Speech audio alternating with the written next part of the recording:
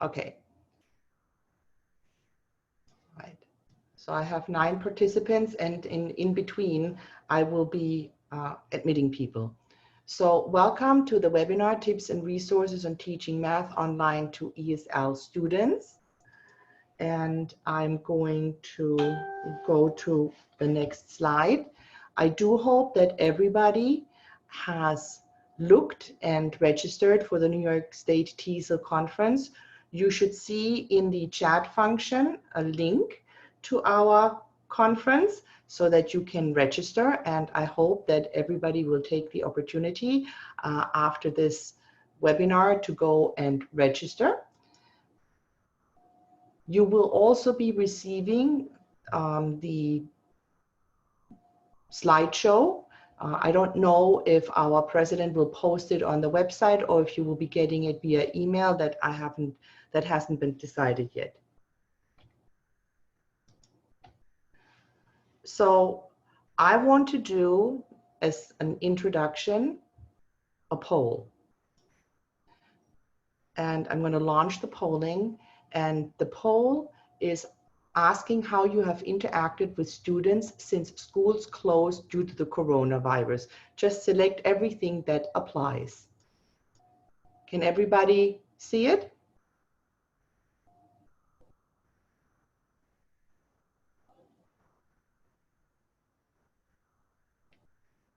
So just select your answers, and I will wait for 15 more seconds. It's basically, did you use emails, messages, Microsoft Teams, videos, telephone, printed communications, and social media?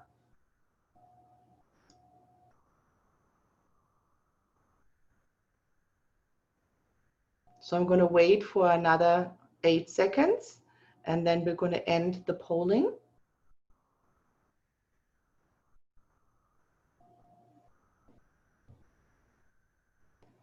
Okay, so 5 more seconds.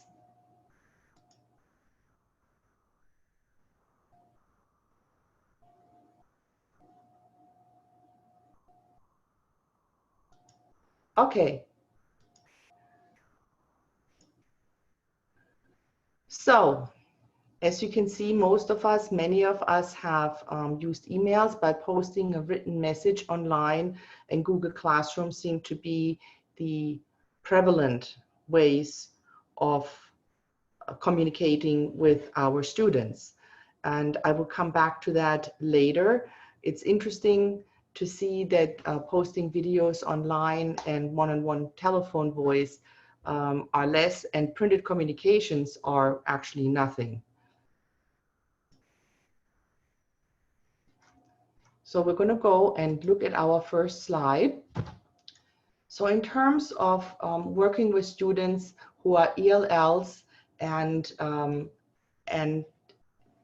teaching math, we have to keep our students' English language proficiency levels in mind.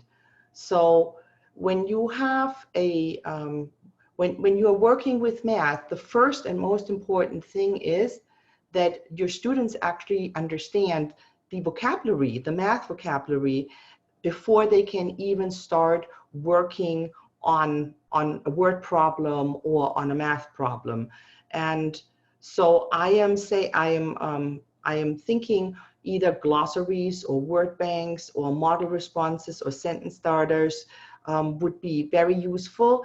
And the way that I do this sometimes when I teach online, I use a virtual background to highlight it. For example, like this, this might be a word bank or a glossary, or you can use a whiteboard where you can put these things on for your students.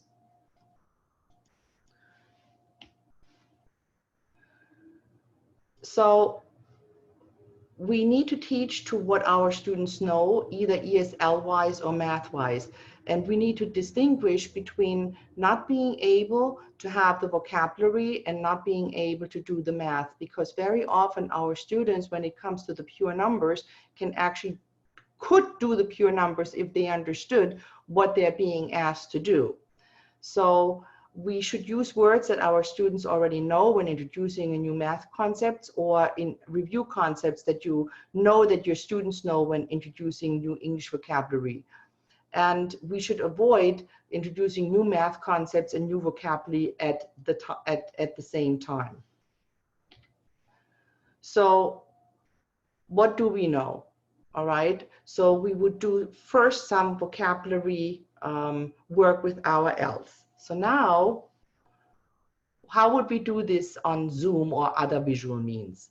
For example, when we have a problem, that we post the problem very visible to our students, and then speaking out loud as we work through the math, explaining what we as a teacher are doing while we're doing it, and using the vocabulary that we pre-taught each time whenever possible. So I give you some examples. So for example, I'm adding all of the integers in the ones column, or I'm carrying the one. So that allows students access to the words that they need to solve the problems and to explain where they went wrong when needed. So here are some ideas. Perhaps post an anchor chart or glossary as your online background, introducing vocabulary as early as possible. And we always should consider giving a straight vocabulary lesson before we do the math part. So I'm opening up. Here are some, I consider these productive conversations, math conversations, where we give our students sentence starters. So I wanted to open this up to everybody, where you can share your ideas of what you do when you are teaching in class, in a virtual classroom. So if you could unmute, and we could have a little discussion between all of us.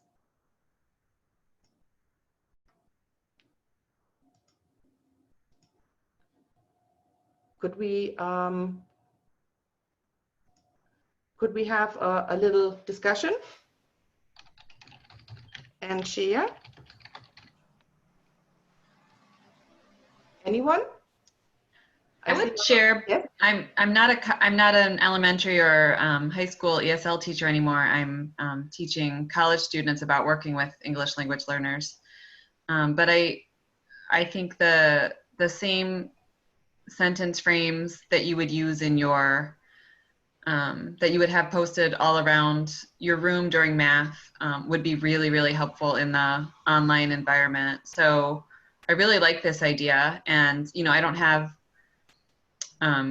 any examples off the top of my head besides like the ones that you're showing there, but all sorts of math language can be put into the sentence frame. So I use these all the time when I'm teaching teacher candidates. So I think it's really helpful. I think it's really important that we give our ELs something to hold on to in terms of productive conversations, so that they don't have to like start thinking, how do I say this? That we provide them with a scaffolding, and that we are very, very consistent with the math vocabulary. If we decide this is the word that we are going to use, then that's the word we're going to use, and we're going to stick with that throughout, because our ELs do not have the knowledge base for ambiguity or changing in between words, even though it might make sense to us, because it won't necessarily make sense to them. Anybody else have any thoughts? Yes, Maria Hernandez. Using pictures along with the definitions helps, and repeating it constantly throughout the lesson is also another way to help ELs. So I really, when we use our online learning environments, knowing your online learning environment and what you can and can't do is really important, because you can use your background, like what you see here, you can use that really to highlight different concepts. So as I showed you before, you could have a glossary behind you that's not necessarily part of a slideshow, but if you have an anchor chart or something for productive conversations, that those are in the background. They are part and parcel of the way that you present yourself visually. Does that make any sense to everybody? Yes. All right. So anybody else who would like to share? If not, then we're going to continue because I have a lot of resources. So you will be getting this because I don't want to click on all of these links. But I put together, I had someone who sent me something like this, and I thought this was really, really good for teacher resources. So each of these little squares has a link embedded in it that you will be receiving as a resource for yourself. So for example, adding audio to your Google Slides, you know, or how to do Flipgrid. And I'm going to do one more poll because I'm very interested in the way that you use, that you use technology. And so I'm going to do another poll. I hope so that I can, because this is like, you know, you have so many windows, and that's one of the issues when we work online, that we have multiple windows open, and it becomes sort of a little bit disconcerting because you're trying to switch back and forth. So this handout will be given to you, this particular slide. So now we're going to the next. So I'm giving you some ideas. So how do we warm up our students online? Depending, you know, in Zoom, you can do polling. So for example, a warm up, a math warm up could be a true or false statement. So a statement is displayed, and students are giving as a cohort a short time to think quietly and share in the chat who thought about it in a different way. Or you could do a poll, you know, true or false. You give sort of a math problem. Maybe you are bringing in a new math problem and you're trying to gauge how far along your students are, if they are able to solve it. Or you want to figure out as a group, because you're not doing it anonymously, you would be doing this, you know, with a student's name in it. And then you know, okay, these students were able to figure out if it's true or false, and these students were not. So this gives you a way to later differentiate if you're going to do breakout rooms.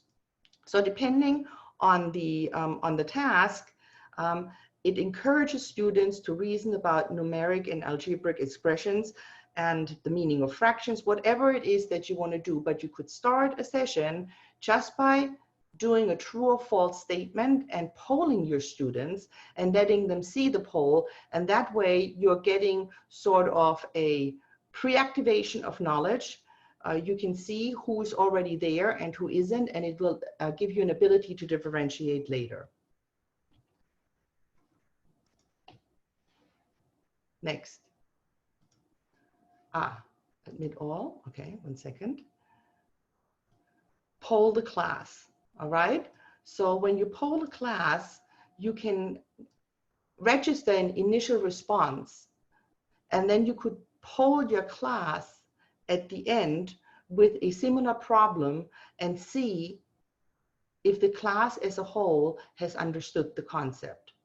So what do you think about these ideas so far? Anyone? These are great ideas because it engages the student, and the student will also want to ask questions. And sometimes students, if one student may not know the answer, by another student responding, that may give them some sort of incentive. Where they may want to raise their hand or may answer the question for them. So Okay. this engages the class as well as the students. Now, I want you to think about this also as a possible exit ticket. So let's say that you have a math problem or a math concept, okay? And you poll the class and you see how they responded. You do your teaching point. You go through multiple iterations in terms of the concept. And as an exit ticket, you again poll the class. And if the class as a whole does not seem to be able to solve the problem, then you know that you have some more work to do and you have to circle back And you have to figure out, was it vocabulary or was it the concept that my else didn't understand?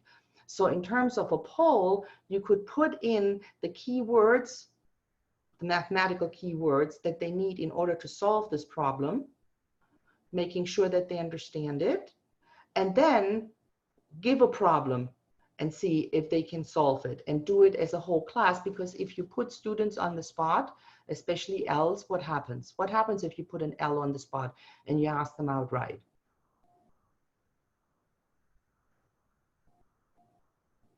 They withdraw. They withdraw. Not only do they withdraw, but very often they associate shame with not being able to answer correctly, right? And one of the most important issues to get your L's to talk is to meet them where they are, right? To make them comfortable and have comprehensible input for them so that they feel that they are successful. Next. So another great way of starting a lesson, let's say that you taught a concept and you want to see if your students really understand it.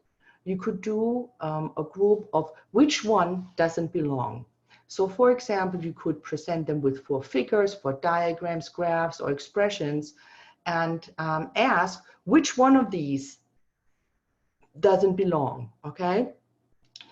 And typically in each of the 4 options, they are in there for a reason, and the differences are mathematically significant. So you prompt your students to explain their rationale for deciding that one option doesn't belong, and give them opportunities to make their rationale more precise. So one way to do this is you could, which one doesn't belong, as a group activity, and you can then put your students into breakout rooms, if you are in Zoom, for example, where they can discuss this in smaller groups. And you could do it again at the end of a section. Let's say that you have a 1-week thematic unit in math, and you can scale it up by making it more difficult and more subtle. I have to admit some people here, and I'm going to do that right now. Now, where do you see the opportunities of which one doesn't belong? Have you ever used that? Will anybody participate?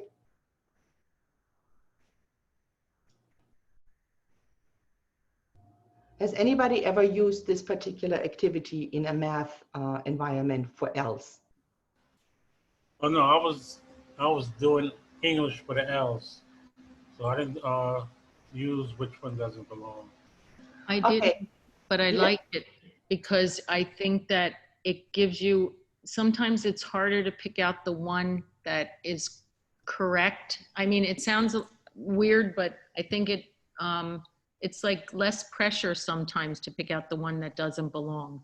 Right. I mean, especially when, let's think about this. If you have figures, diagrams, or graphs, all right, and you have a concept, a mathematical concept, and your students are not able to filter out which one doesn't belong, that means they are also not secure of which ones do belong. And then you can narrow that down. You know, maybe looking at where's the gap? Why do they not know which one doesn't belong? And you can make it easy and you can make it hard. So you could also do these which one doesn't belong as an exit ticket. Let's say that you have taught a mathematical concept and then you're doing an exit poll, which one doesn't belong, and you're hoping for full 100%. But if you make it not anonymous, but you know, with student names being posted, you will see which students were not able to figure this one out, and then you can differentiate your instruction or create extra activities for those students, maybe place them with a peer who understands which one doesn't belong. Does this make any sense to everybody so far? Yes, it does. So I want to brainstorm now because, you know, obviously we are facing a possible reclosure. I know that the New York Board of Education and all the schools are hoping for reopening, but I've been keeping track very much of other schools. For example, Greenfield Junior High School in Georgia opened up on a Monday morning at 7:45 or 7:30 a.m. Full opening of the school. By 1 p.m., they were releasing all of the students into quarantine, and they closed the school because the Department of Health in Georgia had called them that they had students who had tested positive for COVID. And so I anticipate some ambiguity and fluidity in the way that this is going to work with our school openings. Maybe we'll open for a while and then we'll close again and we'll reopen. So when our students are at home, we cannot bring to them manipulatives. So I wanted you all to share in the chat function some home manipulatives and materials that your students might have accessible to them for math purposes. So why don't you just coins, stickers, cut paper, very good. Buttons, cereals, coins, okay. This is a great share, so keep on going. Pasta, I didn't even think of that. Pizza, okay, that's edible. I don't know how long, how long that would last in my house. I have a 17-year-old. Cotton balls, Q-tips, okay, those are all beads, very nice. So those are all very good home manipulatives and materials that your students might have access to that you then can mobilize in order to do a hands-on lesson. So I did another one here. So also food, you know, imagine you're chopping 4 onions into pieces of a size of 1/17, right? I mean, we have food. When we are talking about food, you know, you can take an orange and you can peel it and you can, you know, divide it into many different segments. So you can, if you have carrots or whatever, bunches of carrots, you can use those too. So now I want to show you here. This is possible home manipulatives. So I was just thinking about what it is that we could find in our homes that are accessible to all of our students, even if they are living in multi-generational home or they are not as blessed with resources as we are. So dot stickers are very useful. Empty containers, jugs, cylinders or pots that are graduated, masking tape, measuring tapes, paper cups, pattern blocks, sticky notes, and stopwatches. Yeah, not all schools have the ability to have home manipulatives, so it depends on which school we are talking about. Now, in terms of communicating, all right, many of our students have parents who really don't speak English. And then how do we communicate with those parents? And I have here a translation tech tool for staying connected with students. How many of you are familiar with talking points? Anyone? Can you share in the chat function?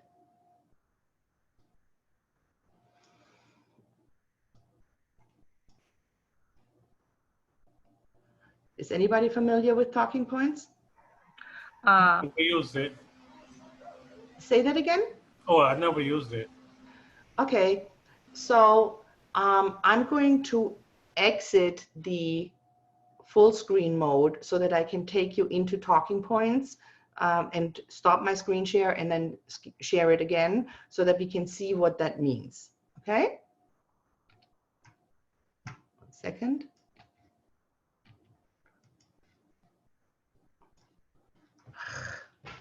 Second, talking points.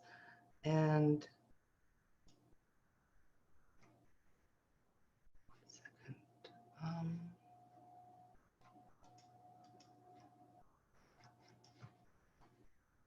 have too many windows open because I'm trying to admit people at the same time while I'm doing this. Okay, so I'm going to do a new share.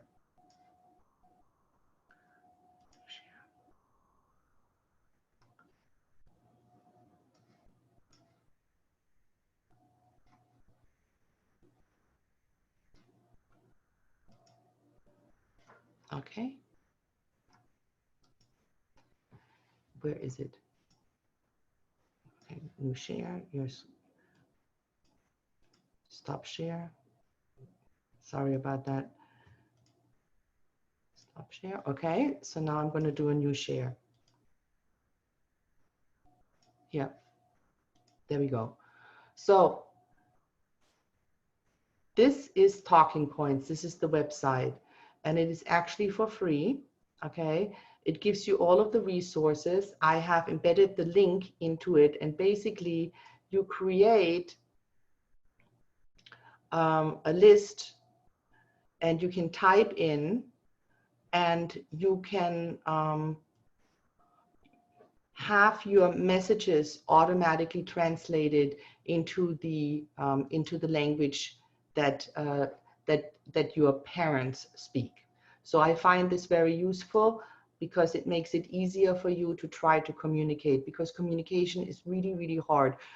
One of the things that I find has been a real block with students and parents is that they are overwhelmed with all of the with all of the information that's coming to them.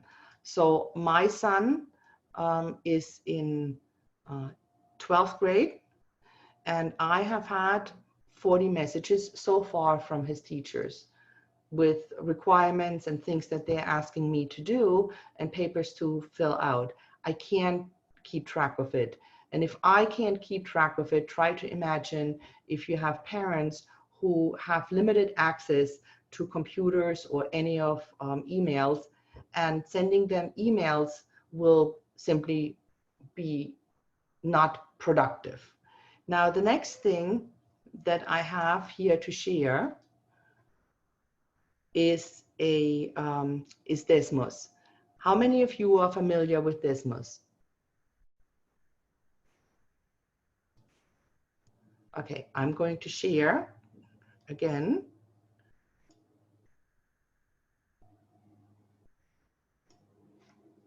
A resource for you. Okay, in Desmos, you have all sorts of math tools.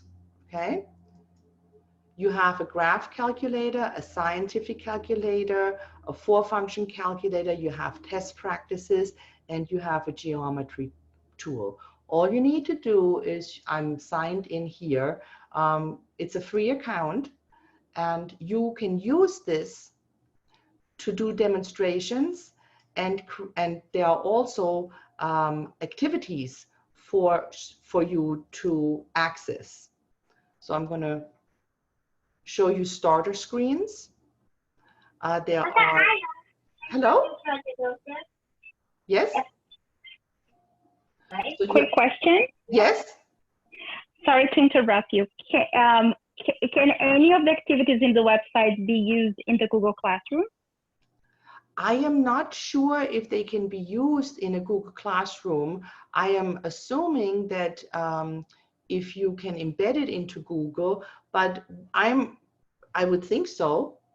I mean, Google Classroom has screen, right? So if you can do a screen share, and you can then you can access any of these activity collections.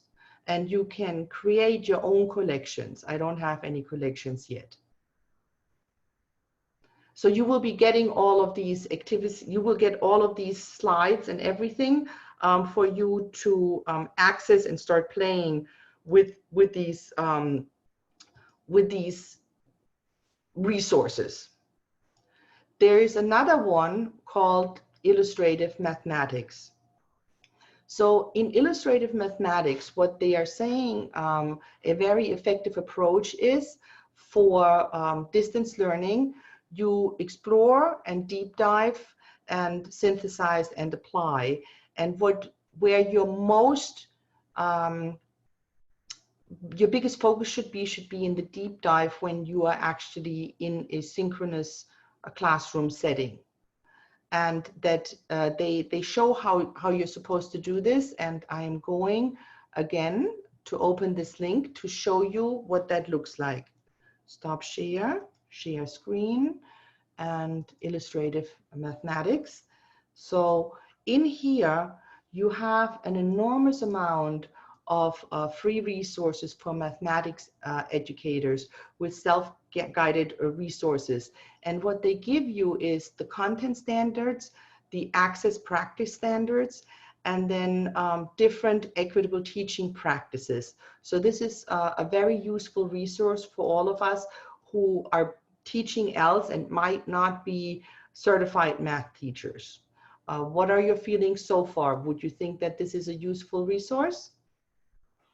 Everything sounds really good. Thank you. Yes, it is very useful. Thank you. Okay, so now I am going to do another screen share.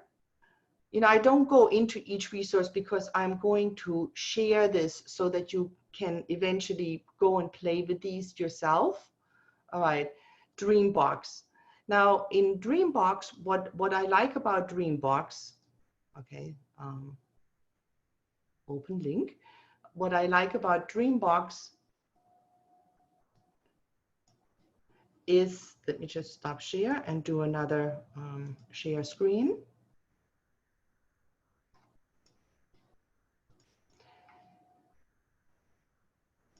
There is a paid function, but there's also an unpaid function. And for the unpaid function, I am in there right now. You can use some of these and they come in Spanish, which I think, well, okay. So, ¿Cuántos contadores ves? Elige este número en la recta numérica. okay. So I think, you know, I looked very hard if I could find other math resources that are in multiple languages. I haven't been very successful. I think this is an area that is a growth area and that would really deserve to be explored, especially for New York City school children, because we have more than 100 languages represented in our schools. Okay. Next slide. Is math is fun. Okay, so math is fun is again, I'm going to go and share my screen again. So in math is fun, you have what I consider lovely free opportunities. You have a dictionary, all right, and you can browse the dictionary according to grade, which is really useful. So there are over 205 lessons for first grade. You know, there are hundreds and hundreds of lessons depending on which grade you are. Welcome to Adapted Mind, where monsters teach you math. From counting to algebra, we make math visual and fun. This is County. Oh, hi there. How many eyes do I have? Okay, you get it, right? So how could you use something like this? Anybody?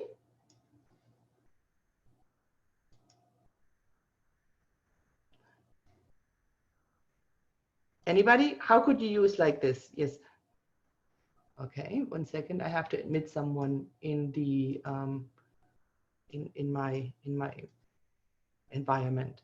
How would you use any of these? Okay, so you so Colleen, you already use Dreambox. How do you use Dreambox for your online teaching?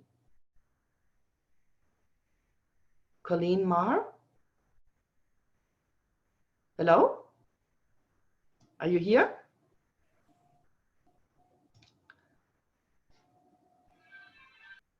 Okay. I'm sorry, I just unmuted myself.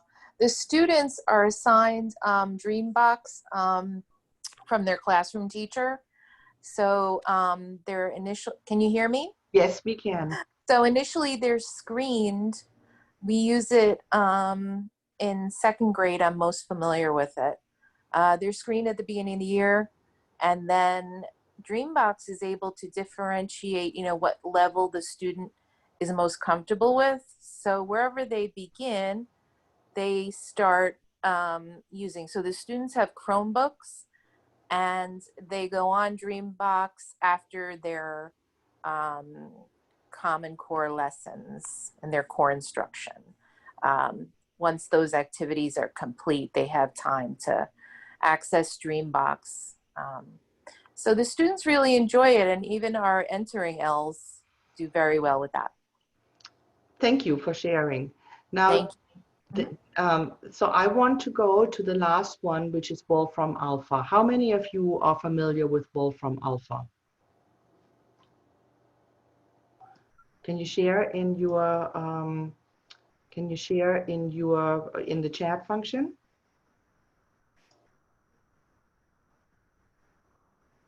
Okay, so I want to spend some time with Wolfram Alpha because Wolfram Alpha is the largest math repository in the world. I'm going to go into it now.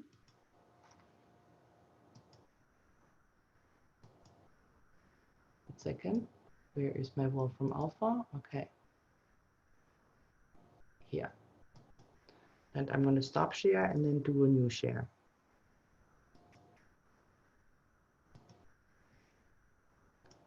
Okay, so this is Wolfram Alpha. So Wolfram Alpha has pretty much everything in here. It's the web's most extensive mathematics resource and the world's largest mathematics resource. And one of the wonderful thoughts about Wolfram Alpha is that it has interactive entries and it has a Math World classroom. Okay, so I'm going to go. Do you see this? Yes, hopefully. So let's say that you are doing something in geometry, radius, okay? So it explains, it has key vocabulary highlighted here, and each of these key vocabularies come with an explanation that's for you. But then on the side, so you have here more key vocabulary.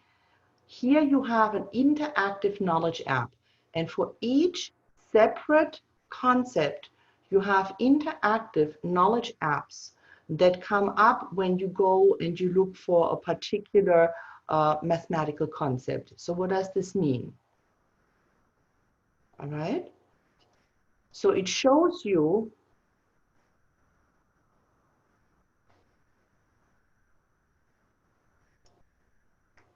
a demonstration.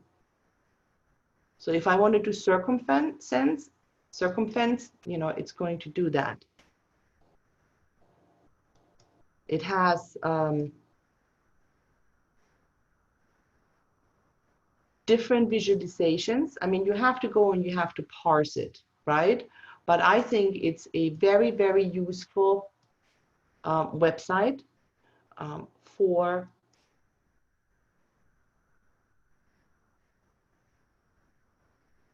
teaching online, because a lot of this has already been visualized.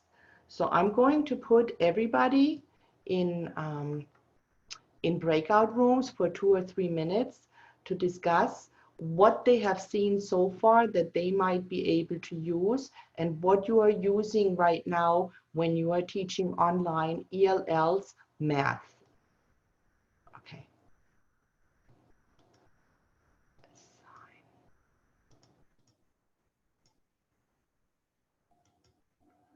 Okay.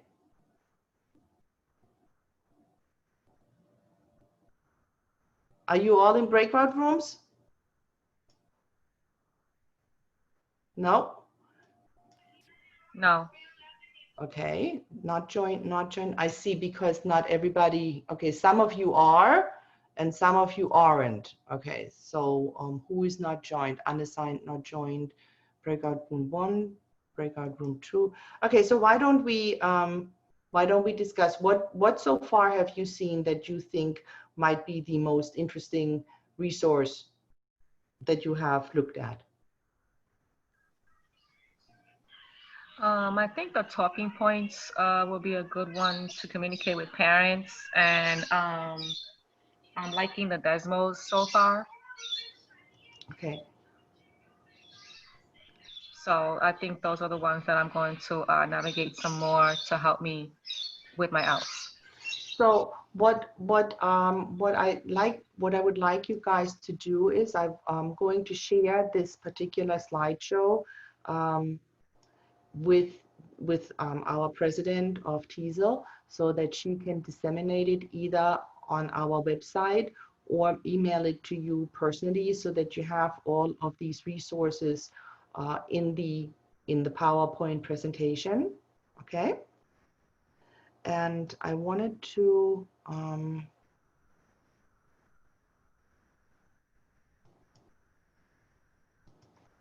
go to our next slide, new share.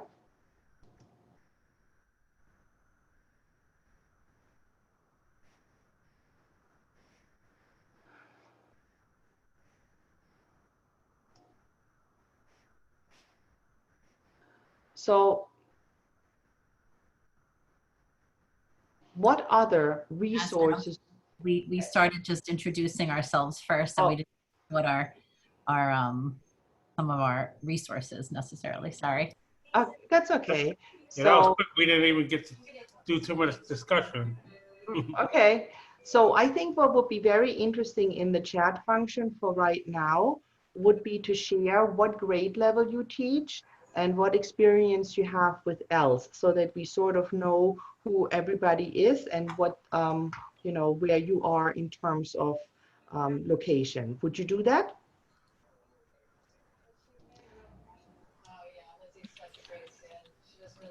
What grade are you teaching? Where are you located? And what is your experience in either teaching math or ELS?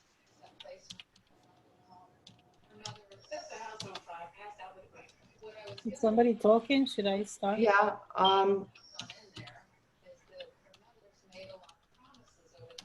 So if you are not talking, if you could mute yourself. So Scott, this is, I use WIDA a lot for my ELL teaching to give my teacher candidates a robust framework to understand where their students are and how to actually monitor the progression from, let's say, entering to transitioning, and what students should be able to do.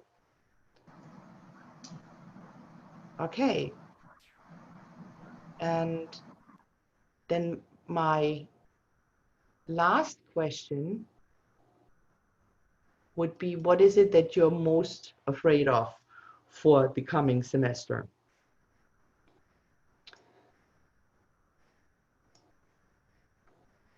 So for me, when I work with my students, because I teach an ELL course that has to do with English language, with TESOL teachers teaching content in, let's say, math or social studies.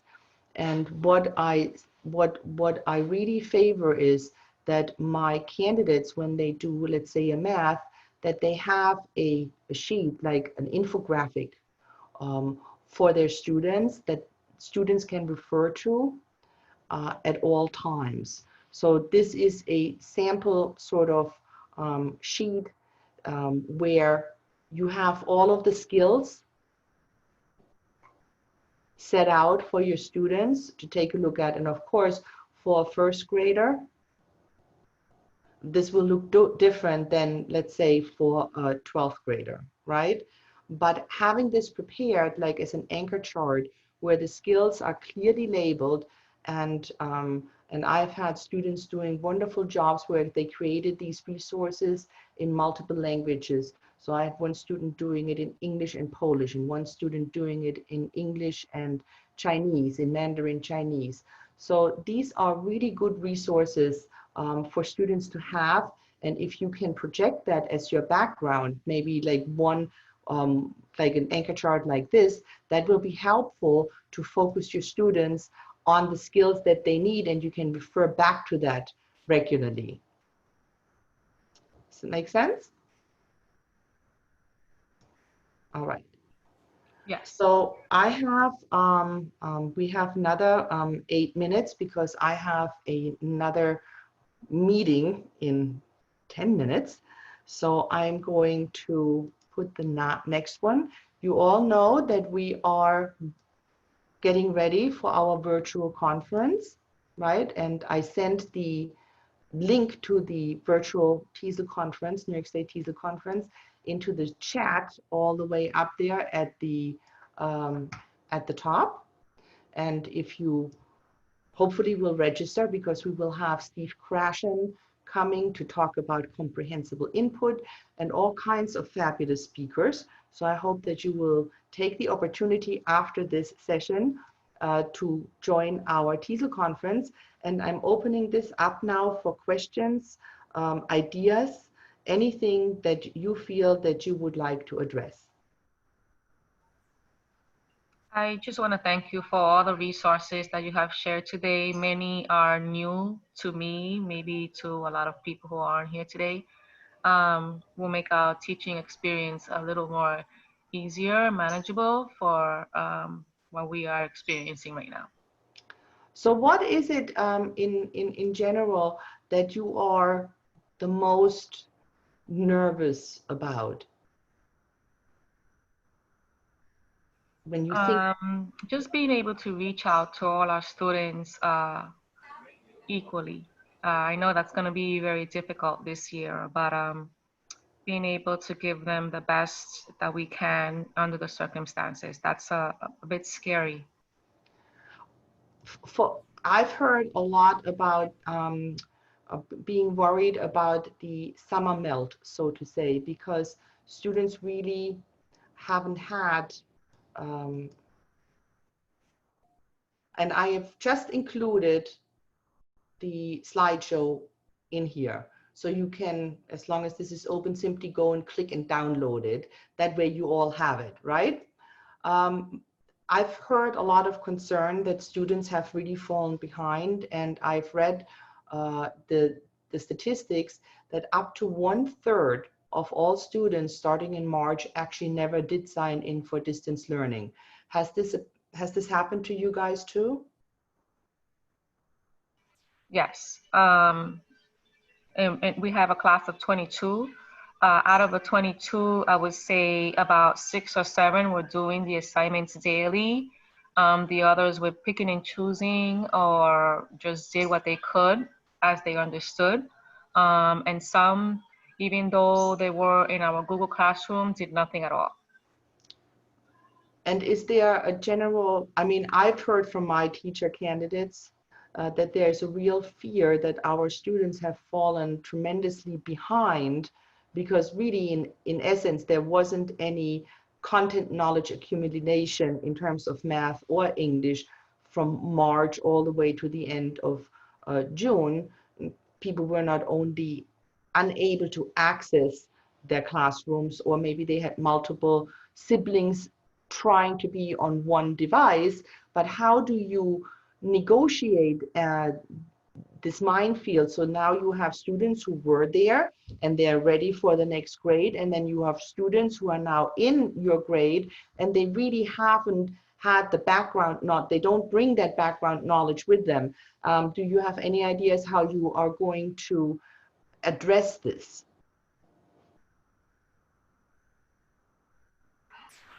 I think it's going to be very challenging. It's going to be a difficult thing to do, but we will try our very best using all the resources that we have. I have kindergarten for the first time in my 20+ years in the system, and we're hoping that the parents are knowledgeable enough to help their children while they're at home. because our 4 and 5-year-olds are going to have a difficult time.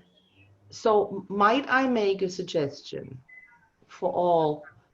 I am a practicum coordinator, right? So each school of education, we all have these candidates, and they all have to do a practicum. And many of our practicum candidates can't really be placed right now in a school due to the fluidity of the situation. I'm just thinking outside the box. What if you found practicum candidates in math or ELLs? For example, Toro has numerous practicum candidates available for placement to provide certain, all of our students, all of our candidates are in an advanced program, so they're already certified. So if you can find practicum candidates to provide almost one-on-one services to bring your students up to grade level, this might be a resource that will help you as a classroom teacher better to streamline your workload. If you knew that you had a practicum candidate and you can identify through the polling and exercises and baseline survey where your students are, and see, okay, here are our gaps, but I don't have to address this personally. I just have to work with a practicum candidate who will personally reach out, sort of me as the cooperating teacher, but I will assign them to my students who really need much more help than I can provide as a classroom teacher who is being pulled in 15 different directions. What do you think about that idea? Sounds like a good idea. I will share that with my admin in our meeting next week, see if that's at all possible to help us. Okay, so I'm going to give you my Toro email account. So if you need practicum candidates who are already certified teachers, Lori Bobley is also here, right, Lori? You have practicum candidates. Would you be interested in sharing your email in here too? Because our practicum candidates are going to have a terrible time getting placed in schools, you know, due to the situation, but perhaps Toro College can be helpful to you as teachers to address some of the issues that are that are coming to you. Yes, I agree. And my program is the special ed grade 7 to 12 program. And I always feel like having another set of hands, even if it's in a virtual setting, would be helpful. So. Because I saw in the poll, remember that many of you have done phone calls and one-on-one. So if that's all if that's all that your students will be able to do because they don't have from your school Chromebooks, then by all means, harness what is available to you for free. Okay? Mm-hmm. So you have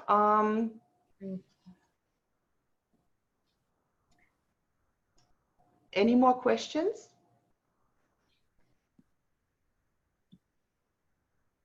Did everybody have enough time to download the presentation?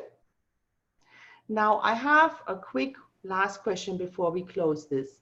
Is there a webinar that you would be interested in, a theme that you would like to see offered by New York State TESOL that you haven't seen before? If yes, feel free to type it in and I will share that then with my team at and the president of New York State TESOL. So if you have anything that you think hasn't been addressed and you are very interested, please go ahead, share it here. This way we can, okay, the link to the presentation one more time. 1 second, I will post it one more time.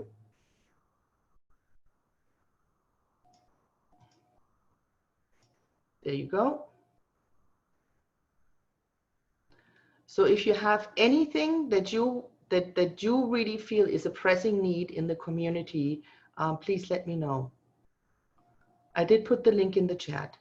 There it is. Everybody should be able to see it. Did everybody see it? It's the PowerPoint. So you click on it and you download it and you're good to go. All right. I really appreciate everybody's time.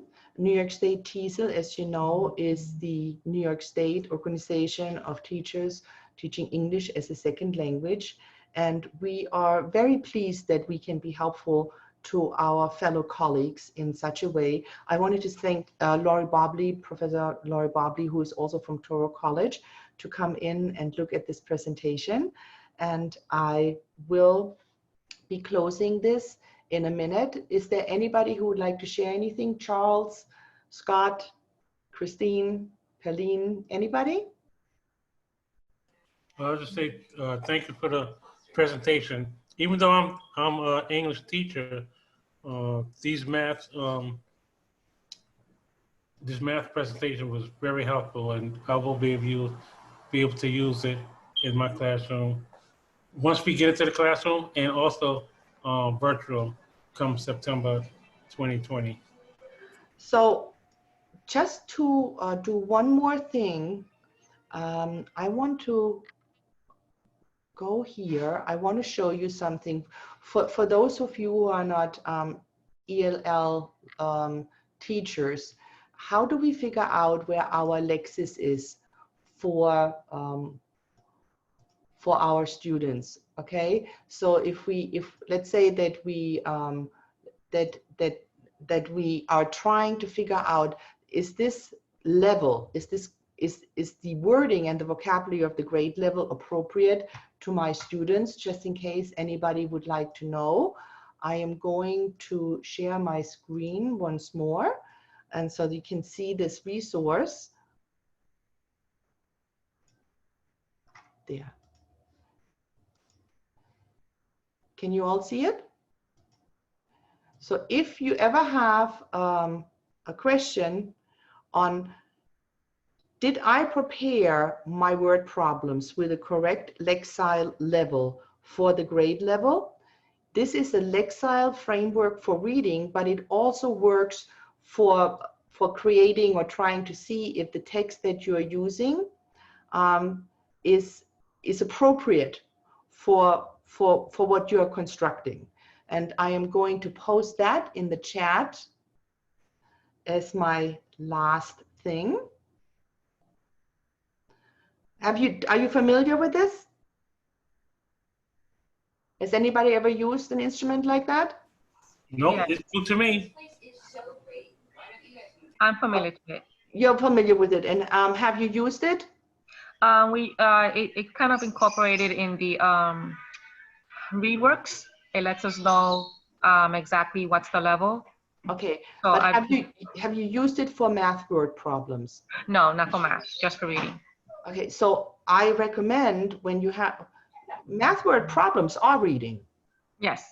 Right? So wouldn't it be very useful to take a look at what Lexile level they are, and then you can take a look with a wider, because we have somebody here who also has the wider, if it's even appropriate for the group of Ls that you are trying to target. Yes, it would be very useful. Okay, so I thank everybody for joining. Did everybody get the presentation? Okay, so I am going to end this presentation, and I look forward meeting you all in our virtual conference. Goodbye. Thank you.